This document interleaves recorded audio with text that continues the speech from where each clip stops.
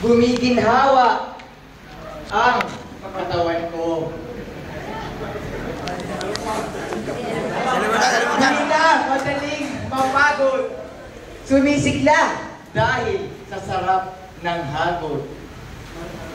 Sa araw-araw na makikita mo, matyagang pumipila ang mga tao upang ang pagaling nila sa Serajem ay makita. Pagkagising sa umaga, Serajem ang nasa isip nila.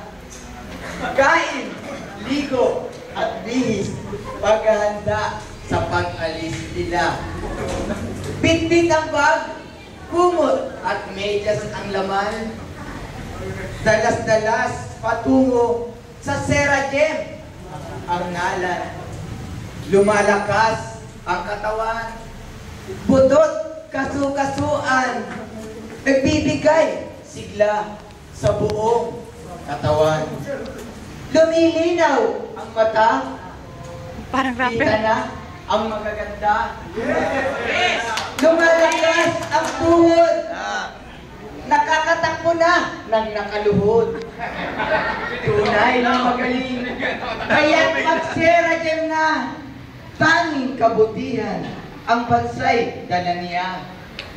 Di lang sa Pilipinas, sa buong mundo pa, ang handog na tulong, lubhang mahalaga. Kung may kabutihan, dapat kang magamba. Ang kapinsaraan ay siyang daladala. Ang init na taglay nito, aking pinagtataka. Baka masunog ang atay ko at ang aking baga. Sa aking paghiga, sumakit ang katawan ko. Nahilo, nasuka, nalula pa ako. Sakit ng balakang tuhod, lumala dito. Baka lumutong pa raw ang mga buto ko.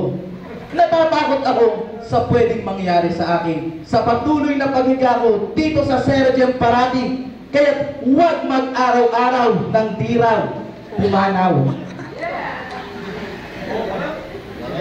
Kung wala ang Serajem, di ka ba papanaw?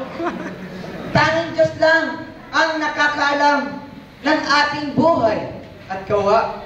Anong mangyayari sa iyong kalusugan kung magpapabaya?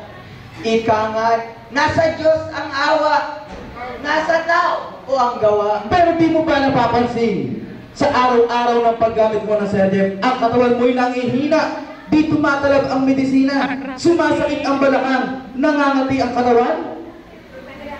Ayun. Pasalamat ka, kaibigan. Ito ay nararamdaman. Ibig sabihin, nag-react katawan mo. Huwag mag-alala, IR lang ito. Lahat ay makakaranas, basta't Serajemer. IR daw ito. Kapag lumala, IR ang punta mo. Hanggang kailan ang paghihirap na ito? Naiinip na ako. Huwag kang mainip, kaibigan ko, sapagkat panandalian lamang ito. Basta't araw-araw ang pagpunta rito upang lubos na gumaling mga karamdaman mo. Tiwala sa Diyos, sa Serajem at sa sarili mo. Determinasyon at disiplina, idagdag mo pa dito. Diyak na kagalingan, ang sagot ay oo.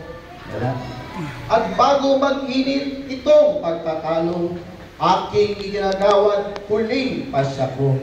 O at may naramdaman tayong pagbabago, ang lahat ng ito'y para sa inyo. Kailangan lamang tayong mga tao ay maging matapat at disiplinado.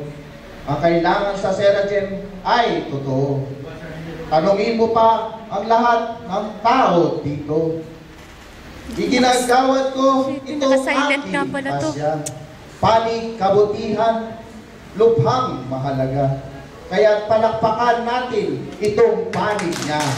Ang Serajem ay para sa ating payaga. Aja! Serajem! Serajem! Serajem!